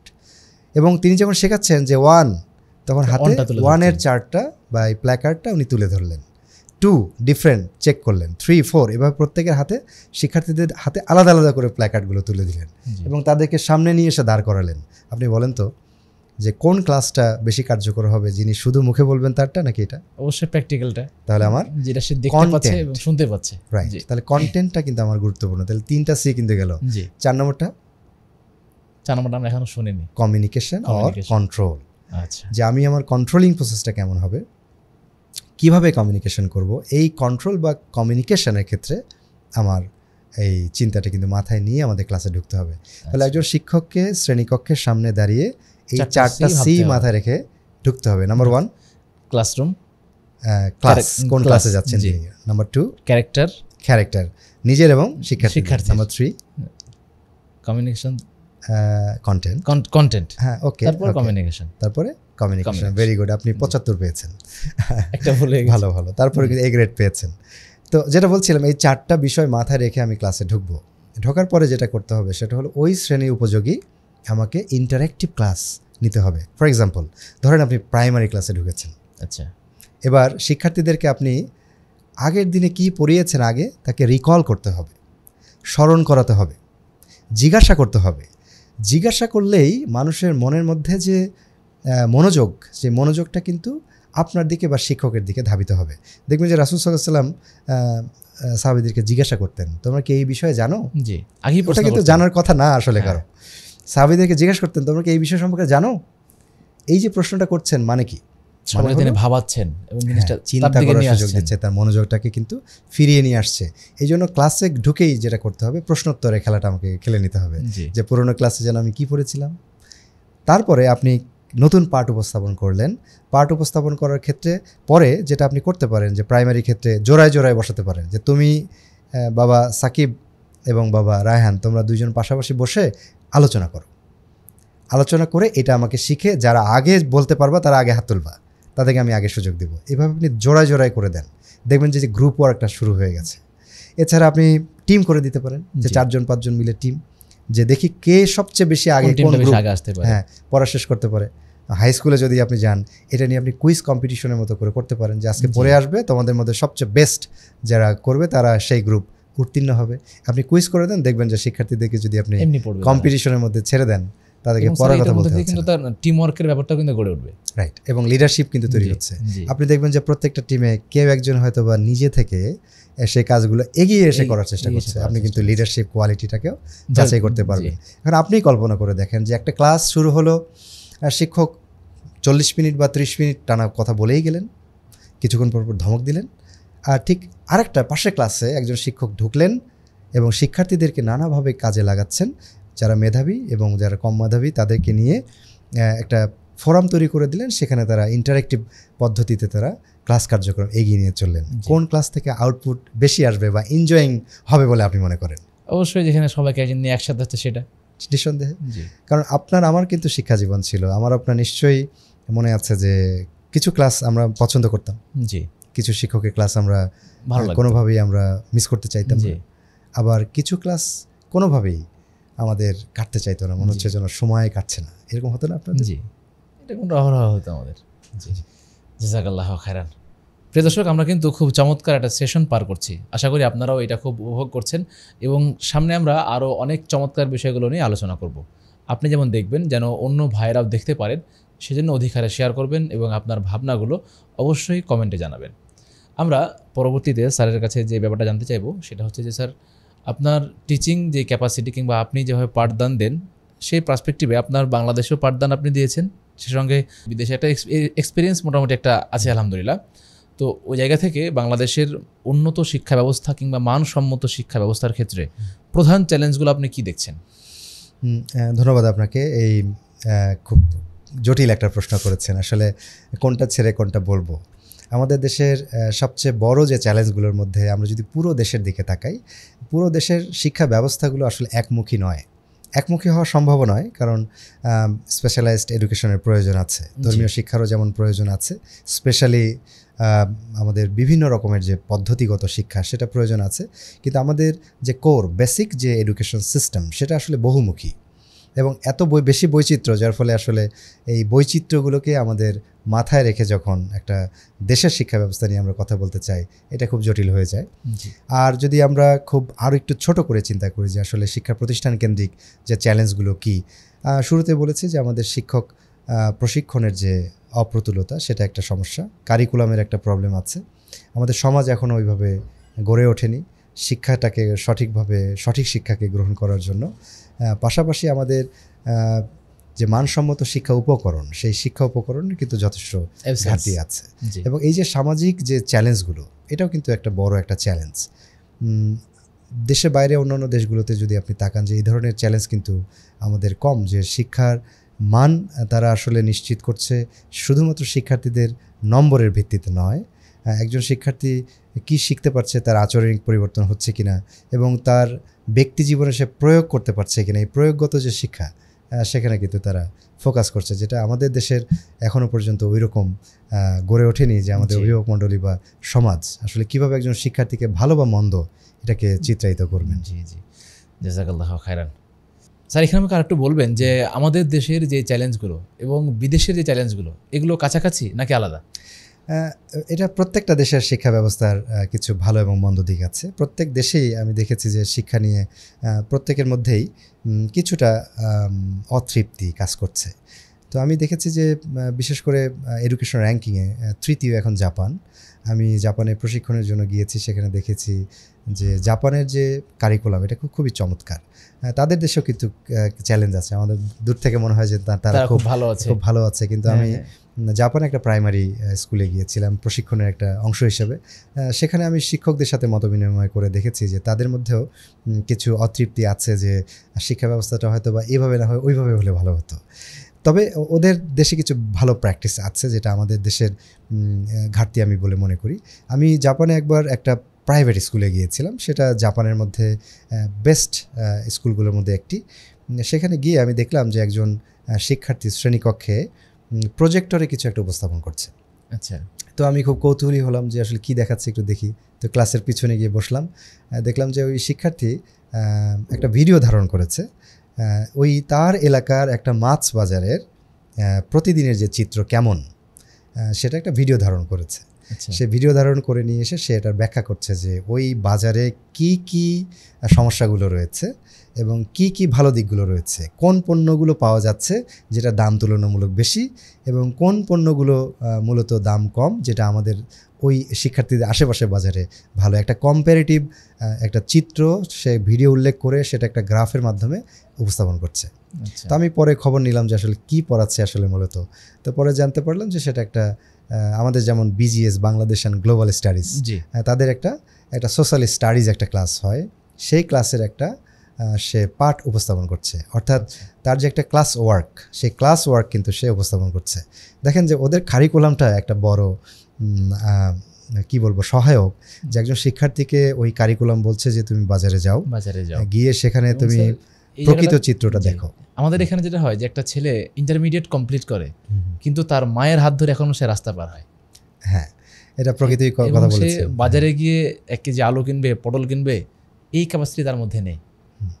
সত্যি বলেছেন যে এটা যে প্রায়োগিক যে শিক্ষা, আমাদের প্রায়োগিক শিক্ষাটা আমাদের এই কারিকুলাম যে চ্যালেঞ্জটার কথা বলেছি, যে কারিকুলাম একটা বড় চ্যালেঞ্জ, যে সে প্রায়োগিক শিক্ষাটা সে পাচ্ছে আচ্ছা, জি, তার কারিকুলামে তাকে বাজারে নিয়ে যাচ্ছে, আর আমার কারিকুলাম আমাকে এখন ঘর থেকে বের করতে পারছে না, এবং আপনি জানেন, নিশ্চয়ই সবাই জানে, খুব কমন একটা বিষয় যে দেশের বাইরের যে শিক্ষা প্রতিষ্ঠানগুলো প্রাইমারিতে কী শেখায় আর আমরা আসলে কী শেখাচ্ছি। প্রাইমারিতে বাইরের দেশগুলো যে জিনিসটা শেখাচ্ছে যে কিভাবে একজনকে সালাম দিতে হবে বা একটা গ্রিটিং দিতে হবে, নিজের জুতাটা কীভাবে পরতে হবে, এটা কিন্তু শিক্ষা প্রতিষ্ঠানে শেখাচ্ছে। এটা পারিবারিক শিক্ষার মাধ্যমে সম্ভব, কিন্তু যখন একটা দলগতভাবে শিক্ষার্থীরা শিখছে সেটার আউটপুট কিন্তু অনেক বেশি। তারা রাস্তা পারাপার কীভাবে হবে সেটা শিখছে, এবং ট্রাফিক রুল সাইনগুলো তারা শিখছে। একটা খাবার পড়ে গেলে সেটা কিভাবে যথাযথ জায়গায় ফেলতে হবে, ময়লাটা কুড়িয়ে নিয়ে আসতে হবে, সেই মূল্যবোধ কিন্তু তাদের মধ্যে জাগ্রত হচ্ছে। আমাদের কিন্তু এডুকেশনের মধ্যে যে পুঁথিগত বিদ্যার যে প্রভাব, চিন্তাটা বা যে ধারাটা, ওটা বেশি থাকছে, কিন্তু প্রায়োগিক শিক্ষার কিন্তু আমাদের এখানে একটা বড় ঘাটতি রয়েছে। আমার বিশ্বাস যে এখানে একটা এই চ্যালেঞ্জটাকে আমরা চাইলে দূর করতে পারি। জি, ইনশাআল্লাহ। জাযাকাল্লাহু খায়রান। তাহলে স্যার আমরা অনেকগুলো চ্যালেঞ্জ নিয়ে মোটামুটি আলোচনা করলাম ইনশাআল্লাহ। আমরা মনে হয় যে দর্শকদের এরকম আরও অনেক চ্যালেঞ্জ আছে যেগুলো আমরা এখানে আলোচনায় আসলো না, সেগুলো আপনি চাইলে আমাদের কমেন্ট বক্সে দিতে পারেন ইনশাআল্লাহ। স্যার, আপনি একটু আগে বলছিলেন যে বিশ্ব র্যাঙ্কিংয়ে যদি আমরা দেখি শিক্ষার দিক দিয়ে জাপান 3 নম্বরে আছে, তো ওই জায়গা থেকে জাপানের শিক্ষার্থীরা ক্লাস ওয়ার্কগুলো তারা কীভাবে করে? তারা ক্লাসের মধ্যে যেমন ক্লাসরুম পরিষ্কার করা বা ক্লাসটাকে গুছিয়ে রাখা, এই জিনিসগুলো আমাদের পার্সপেক্টিভে বা আমাদের দেশের অনুযায়ী সেই জিনিসটাকে আপনি কীভাবে দেখছেন? জাপানের কথা যেটা বললেন, যে জাপান শিক্ষা ব্যবস্থার দিক থেকে, জাগতিক শিক্ষা ব্যবস্থার দিক থেকে অনেকখানি এগিয়ে। আলহামদুলিল্লাহ, আমাদের দিনী শিক্ষা প্রতিষ্ঠানগুলোর এক্ষেত্রে আসলে কোনো তুলনা হয় না। তারা যেহেতু পারলৌকিক বিষয় নিয়ে কাজ করছে, কিন্তু ইহজাগতিক ক্ষেত্রে জাপান বেশ খানিকটা এগিয়েছে আমি বলবো। কারণ আমি জাপানে যেহেতু নিজে গিয়ে দেখেছি যে তারা আসলে প্রাতিষ্ঠানিক শিক্ষাকে এমনভাবে প্যাকেজ তৈরি করেছে তারা, যেন যে জাগতিক শিক্ষা এবং প্রায়োগিক শিক্ষা এবং তাদের পুঁথিগত বিদ্যা, এই পুরো ব্যাপারটাকে তারা একটা সংমিশ্রণ করতে পেরেছে। এবং তারা যখন সকালে প্রতিষ্ঠানে, শিক্ষা প্রতিষ্ঠানে যাচ্ছে, তখন তারা যে পাঠগুলো তারা গ্রহণ করছে সেগুলো তাদের বাস্তব জীবনে প্রয়োগের সুযোগ তারা পাচ্ছে, যেটা আমাদের দেশে ব্যাপারটা একদম অপ্রতুল।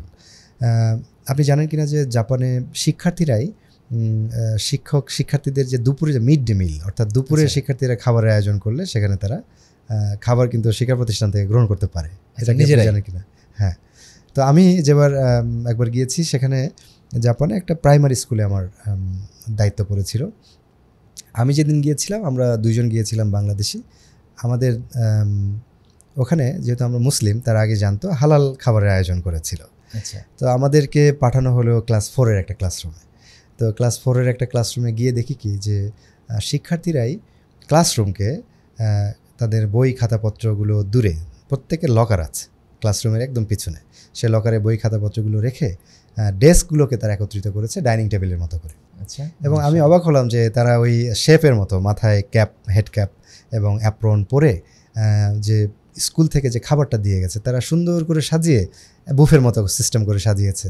এবং একজন শিক্ষার্থী প্রত্যেককে এটা ডিস্ট্রিবিউট করে দিচ্ছে, প্রত্যেকে লাইন ধরে গিয়ে যাচ্ছে, খাবারগুলো সংগ্রহ করে নিয়ে নিজের টেবিলে এসে বসছে এবং সেখানে তারা খাবার গ্রহণ করছে। এবং খাবার গ্রহণের ক্ষেত্রেও দেখলাম যে তারা খুব চমৎকার একটা ম্যানার মেনটেন করছে। সবাই এসে কিন্তু খাবার শুরু করছে না, সবাই নিয়ে এসে সবার যখন সর্বশেষ শিক্ষার্থী যখন খাবার গ্রহণ করলো, তারপরে সবাই এসে বসলো এবং আমরা যেমন বিসমিল্লাহ বলে শুরু করি, তারা বললো কামপাই, তাদের দেশের যে শব্দটা, এটা কামপাই বলে একটা হাততালি দিয়ে তারা খাওয়া শুরু করলো। আচ্ছা। যেটা হয়তো আমাদের মানে সুন্নাতেও কিন্তু তাই, যে বিসমিল্লাহ বলে কিন্তু আমরা খাবার শুরু করি। তারা কিন্তু তাদের সমাজের রীতি মেনে একসাথে হয়ে তারা খাবার শুরু করেছে। এই যে পুরো কার্যক্রমের শুরু থেকে শেষ পর্যন্ত আমি দেখেছি একজন শিক্ষক ক্লাসে ছিলেন, কিন্তু কোনো কাজই তিনি করেননি, শুধু বসে বসে পর্যবেক্ষণ করছিলেন যে কোন শিক্ষার্থী কি করছে। এবং তার হাতে একটা নোট ছিল, যে কোনো শিক্ষার্থী যদি দুষ্টামি করে বা এমন কিছু করছে হয়তো বা যার করা ঠিক নয়, তিনি নোট করে রাখছেন, তিনি ফিডব্যাক আকারে পরে বলবেন, কিন্তু তখনই ওই মুহূর্তে কিন্তু তিনি কিছু বলছেন না। এই যে পুরো কার্যক্রমটা, এটা কিন্তু একটা শ্রেণীকক্ষের চিত্র আমি বললাম। তো শ্রেণীকক্ষ শুধুমাত্র পাঠ দানের বা পাঠ গ্রহণ, শুধু পুঁথিগত বিদ্যা গ্রহণের জায়গা নয়, সেখানে যদি আমরা প্রায়োগিক কিছু বিষয়কে যুক্ত করতে পারতাম, আমার বিশ্বাস যে এই আরো বেশি এই শিক্ষাটা আসলে জীবনে প্রয়োগ হতো। আপনি যেটা আফসোস করে বলেছেন যে আমাদের এটা অনেক শিক্ষার্থী আসলে পারছে না, কেন পারছে না? আসলে আমাদের শিক্ষা ব্যবস্থায় তো সেটি নেই, এটা আমাদের যুক্ত করা প্রয়োজন বলে মনে হয়। তো কারিকুলাম একটা বড় চ্যালেঞ্জ। জাযাকাল্লাহু খায়রান। স্যার, এখন আমরা বাংলাদেশের এই অবস্থায় অন্য কোনো দেশের কোনো কারিকুলাম কিংবা কোনো প্যাটার্ন অথবা কোনো মডেল আমরা ফলো করতে পারি কিনা যেটা আমাদের জন্য ইফেক্টিভ হবে? দেখেন, প্রত্যেকটা দেশের চাহিদা আলাদা। আমাদের দেশের চাহিদাও কিন্তু ডিফারেন্ট। দেশের যে উন্নত দেশগুলো, বিশেষ করে এখন এডুকেশনের র্যাঙ্কিংয়ে নাম্বার 1 ফিনল্যান্ড, জি, দ্বিতীয়তে আছে কোরিয়া, তৃতীয়তে জাপান। এরকম যারা উন্নত দেশ, তাদের দেশের প্রয়োজন অনুসরণ করেই কিন্তু তারা শিক্ষা ব্যবস্থাকে মডেল তৈরি করছে। আমাদের দেশে 90% মানুষ কিন্তু মুসলিম। আমাদের দেশের আদর্শগত এবং প্রয়োজন আলাদা। আমাদের দেশের জনসংখ্যার হার কিন্তু আলাদা। সুতরাং আমাদের দেশে কি ধরনের জনসম্পদ আমরা তৈরি করব, সেটাকে মাথায় রেখে যদি আমরা পরিকল্পনা সাজাতে পারি, আমাদের দেশের উপযোগী শিক্ষা ব্যবস্থা আমরা তৈরি করতে পারবো নিজেদের মতো করে। তবে যদি বলেন যে বেস্ট প্র্যাকটিস যেগুলো হচ্ছে সারা পৃথিবীতে, যেমন ফিনল্যান্ডে হচ্ছে কি যে তাদের ওখানে পরীক্ষার চাপ কম। এটা একটা খুব চমৎকার জিনিস, যেটা আমাদের দেশে নিয়ে আসতে পারি। যে একজন শিক্ষার্থী শুধু সারা বছর শুধু পরীক্ষা একটা নম্বরের জন্য চেষ্টা করছে এবং দিন রাত পরিশ্রম করছে, এই জায়গা থেকে বের হয়ে এসে, হ্যাঁ, শুধু নম্বর পাওয়ার জন্য, এটা থেকে বের হয়ে এসে যদি আমরা প্রায়োগিক কিছু শিক্ষা দিতে পারতাম, যেটা তার সমাজে প্রয়োগ করতে পারে, তার ব্যক্তি জীবনে, তার পারিবারিক জীবনে, তার মানে সামগ্রিক ক্ষেত্রে সে যখন প্রয়োগ করতে পারবে, তখন সে কিন্তু এই শিক্ষাটাকে এনজয় করতে পারবে। যেমন ফিনল্যান্ড থেকে কিন্তু আমরা চাইলে এটা নিতে পারি। যেমন জাপানের প্রত্যেকটা শিক্ষার্থী শিক্ষা প্রতিষ্ঠান নিজের হাতে পরিষ্কার পরিচ্ছন্ন করে। আমাদের ধর্মেও কিন্তু আল্লাহ তাআলা বারবার বলেছেন, রাসূল সাল্লাল্লাহু আলাইহি ওয়াসাল্লামের সুন্নাহ কিন্তু পরিষ্কার পরিচ্ছন্ন থাকা। এবং জাপান থেকে কিন্তু আমরা চাইলে এই পরিষ্কার পরিচ্ছন্নতার যে আদর্শ, এটা আমাদের যেটা অলরেডি আছে আমাদের সমাজ এবং প্র্যাকটিস করি না, ওই প্র্যাকটিসটা আমাদের ফিরিয়ে নিয়ে আসা দরকার। আসলেই ইসলাম যে বলা হয় যে কমপ্লিট কোড অফ লাইফ, সবই কিন্তু আছে, এটা অন্যরা ফলো করে, আমরা ফলো করি না। আমরা ইসলামের ওই ব্যাপারটাই দেখি, যখন অন্যরা কেউ ফলো করে তখন আমরা সেটা ফলো করার চেষ্টা করছি। আগে আমরা যে এটার আসল উত্তরসূরি, আমরা এই জিনিসটা ফলো করি না। অথচ দুঃখজনক হলেও সত্য, আমি এখন পর্যন্ত এই যে বেস্ট প্র্যাকটিস যেগুলো বললাম, আমি এমন একটি প্র্যাকটিসও পাইনি যেটা আমাদের ধর্মে উল্লেখ করা নেই। এই যে পরিষ্কার পরিচ্ছন্নতার কথা বলছি বা হাতে কলমে শিক্ষার কথা বলছি, রাসূল সাল্লাল্লাহু আলাইহি ওয়াসাল্লাম যখন তার উম্মত, তার সাহাবীদের মধ্য থেকে দায়িত্বশীল কাউকে পাঠাতেন কোনো যুদ্ধের ময়দানে, তিনি কিন্তু তার যোগ্যতা অনুসারেই ওই বাছাই করতেন এবং বাছাই প্রক্রিয়ায় তিনি দেখেন যোগ্যতা অনুসারে যার হাতে কলমে কাজের দক্ষতা বেশি, তাকে যুদ্ধবিদ্যায় পারদর্শী যারা, তাকে সেখানে পাঠিয়েছেন। যার মেমোরাইজিং স্কিল অনেক ভালো, তাকে ভাষা শেখার কথা বলেছেন বা ওখানে ইন্সপায়ার করেছেন। এই যে প্রত্যেকের স্টুডেন্ট সেন্টার্ড বা একজন যাদেরকে নিয়ে আমি কাজ করছি, তাদেরকে মাথায় রেখে যে একটা মডেল বা ডিজাইন করা, এই ডিজাইন যদি আমরা করতে পারতাম, আমার বিশ্বাস যে প্রকৃত মানব সম্পদ আমরা তৈরি করতে পারতাম, যেটা আমাদের ধর্মে ইতিমধ্যেই আছে। শুধুমাত্র সেটা আমাদের প্রয়োগ করা দরকার। এটা খুবই আফসোস লাগে যখন দেখি যে অন্যান্য দেশগুলো ভালো করে ফেলছে, কিন্তু আমাদের এটা কোরআনে আছে, হাদিসে আছে, আমাদের এটা করা উচিত ছিল, কিন্তু আমরা করতে পারছি না। এটা খুবই কষ্ট লাগে।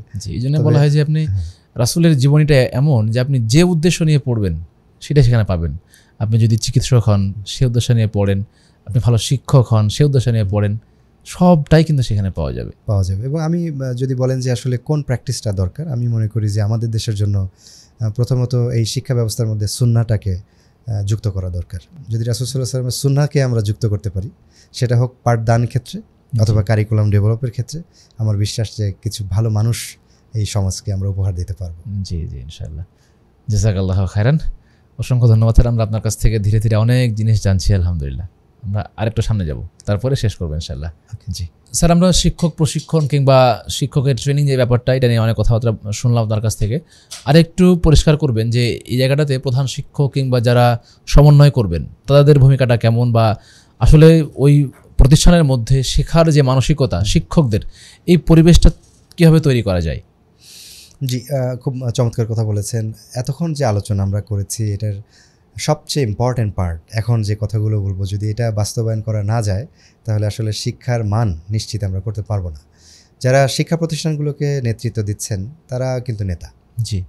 এবং সে আদর্শ হতে হবে এমন, যদি আমরা নেতৃত্বের যে অনেক সংজ্ঞা আছে, একটা সংজ্ঞা আমি আপনাদেরকে বলতে পারি যে leader who knows the way and shows the way and goes the way. আচ্ছা, মানে নেতা সেই হু নোজ দ্য ওয়ে, সে যে জানে জানে এবং শুধু জেনে বসে থাকে না, শোজ দ্য ওয়ে, সে পথ দেখায় এবং শুধু পথ দেখায় না, গোজ দ্য ওয়ে, সেই পথে হেঁটেও সে দেখায়, নিজে হেঁটে দেখায়। তো আমাদের শিক্ষা প্রতিষ্ঠান যারা নেতৃত্ব দিচ্ছেন, এই বৈশিষ্ট্য আপনি রাসূল সাল্লাল্লাহু আলাইহি ওয়াসাল্লামের মধ্যে পাবেন। তিনি জানতেন এবং তিনি পথ দেখিয়েছেন আমাদের। এবং শুধু তাই নয়, তিনি কিন্তু পথ দেখিয়ে বসে থাকেননি, উনি যুদ্ধের ময়দানে যুদ্ধ করেছেন, ফিল্ড। সুতরাং আজকের দিনে যারা শিক্ষা প্রতিষ্ঠান পরিচালনার সাথে যুক্ত আছেন, আমি আপনাদের সবাইকে বলবো কি, যে আপনারা যারা শিক্ষা প্রতিষ্ঠান পরিচালনা করছেন, আপনারা নিজেরা একটু পড়াশোনা করতে হবে, জানতে হবে, কারণ আপনাদের দায়িত্বই কিন্তু শিক্ষকদেরকে প্রস্তুত করা, শেখানো। পাশাপাশি আপনাদেরকে হাতে কলমে করে দেখাতে হবে। একজন শিক্ষক যখন বিপদে পড়েন বা একটা চ্যালেঞ্জের সম্মুখীন হন, সেটা হতে পারে সমাজ থেকে, হতে পারে অভিভাবকের মাধ্যমে, তখন আপনাকে এগিয়ে আসতে হবে, আপনাকে দায়িত্বটা আমাকে নিতে হবে। জি, পাশাপাশি নিজে হাতে কলমে প্রত্যেকটা কাজের সাথে যুক্ত হয়ে আপনি যদি এই কাজগুলো করেন, আমার বিশ্বাস যে শিক্ষা প্রতিষ্ঠান সঠিক গন্তব্যে এগোবে এবং সেই নেতৃত্ব আপনাদের মাধ্যমে, যারা প্রতিষ্ঠান পরিচালনা করছেন তাদের মাধ্যমে আসতে হবে। জি জি, জাযাকাল্লাহু খাইরান। প্রিয় দর্শক, আমরা একদম শেষ দিকে চলে এসেছি, আমরা শেষ করব। তবে এই পুরো অনুষ্ঠানের আমরা একটা জাস্ট স্যারের কাছ থেকে সামারি নেব। স্যার আমাকে এতটুকু বলবেন যে আমি অনেক জিনিস শুনলাম, এখন আমি এটা মানসম্মত পাঠ পরিচালনা করতে চাই, আমাকে কয়েকটা পয়েন্টে কথাগুলো বলবেন। হ্যাঁ, খুব কঠিন প্রশ্ন, কিন্তু আমি 3টা পয়েন্টে এটাকে যুক্ত করতে চাই। প্রথমত, যদি মান নিশ্চিত করতে হয়, আমাকে মানসম্মত শিক্ষক নিশ্চিত করতে হবে, তাদের নিয়মিত প্রশিক্ষণের ব্যবস্থা করতে হবে, নার্সিং করতে হবে, ভালো মতো প্রশিক্ষণের ব্যবস্থা করতে হবে, নার্সিং করতে হবে। প্রথমত বিষয়, এটা করতেই হবে। দ্বিতীয় বিষয়টি হচ্ছে যে আমাদের মানসম্মত কন্টেন্ট, অনেক ক্ষেত্রে যেহেতু বোর্ড থেকে আমাদের কন্টেন্ট ফিক্স করে দেয়, তাহলে ওই কন্টেন্টকে কিভাবে আরও সাপোর্ট দেওয়া যায় সেরকম কিছু টুলস, এডুকেশন টুলস আমাদেরকে ব্যবহার করতে হবে, অর্থাৎ মানসম্মত কন্টেন্ট আমাদের নিশ্চিত করতে হবে। তৃতীয় বিষয়টি হচ্ছে আমাদের মানসম্মত পরিচালনা পর্ষদ আমাদেরকে নিশ্চিত করতে হবে, যেই পরিচালনা পর্ষদ নিজে জানবেন, নিজে শেখাবেন এবং নিজে পথ দেখাবেন। এই 3টি পয়েন্ট যদি আমরা নিশ্চিত করতে পারি, এই 3টি মান যদি আমরা নিশ্চিত করতে পারি, যে মানসম্মত শিক্ষক, মানসম্মত কন্টেন্ট এবং মানসম্মত পরিচালনা পর্ষদ, আমার বিশ্বাস আমরা মানসম্মত শিক্ষা উপহার দিতে পারবো, ইনশাআল্লাহ দিতে পারবো। জি, জাযাকাল্লাহু খাইরান। স্যার, আপনাকে অসংখ্য ধন্যবাদ। আমরা আপনার কাছ থেকে অনেক জিনিস শিখলাম আলহামদুলিল্লাহ, এবং আমি আপনাকে এটা অনুরোধ করে রাখবো, নেক্সট টাইম ইনশাআল্লাহ আবার সাক্ষাৎ হবে আপনার সাথে ইনশাআল্লাহ তাআলা। আপনাদেরকে অসংখ্য ধন্যবাদ জানাচ্ছি আমাকে আমন্ত্রণ জানানোর জন্য। জাযাকাল্লাহু খাইরান। আমরা আজকের মতো আপনার কাছ থেকে বিদায় নিচ্ছি। আল্লাহ হাফেজ। প্রিয় দর্শক, আপনারা এতক্ষণ দেখছিলেন হাদিস ফাউন্ডেশন শিক্ষা বোর্ডের সৌজন্যে শিক্ষা সংলাপ। আমরা আজকে জানছিলাম একটা মানসম্মত শিক্ষা সিলেবাস কিংবা মানসম্মত শিক্ষা আসলে দিতে হলে কি কি জিনিস প্রয়োজন পড়ে। আমরা বিষয়গুলো বিস্তারিতভাবে জানলাম এবং এখন আমাদের কর্তব্য হচ্ছে এই জানাটাকে অ্যাপ্লাই করা। সেটা আপনি যে পর্যায়ে আছেন সেখান থেকেই চেষ্টা করবেন নিজের সর্বোচ্চটা দিয়ে। এবং এই কেন্দ্রিক আপনার কোনো পরামর্শ কিংবা কোনো বক্তব্য থাকলে অবশ্যই আমাদেরকে কমেন্ট বক্সে জানিয়ে দেবেন ইনশাআল্লাহ। আজকের মতো আমাদের সঙ্গে থাকার জন্য অসংখ্য ধন্যবাদ জানাচ্ছি এবং সে সঙ্গে সামনের পর্ব দেখার আহ্বান জানিয়ে আমরা আজকের পর্বটি এখানে শেষ করছি। দেখা হচ্ছে পরবর্তী আরেকটি পর্বে। সুবহানাকাল্লাহুম্মা বিহামদিকা আশহাদু আল্লা ইলাহা ইল্লা আনতা আস্তাগফিরুকা ওয়া আতুবু ইলাইক। আসসালামু আলাইকুম ওয়া রাহমাতুল্লাহি ওয়া বারাকাতুহু।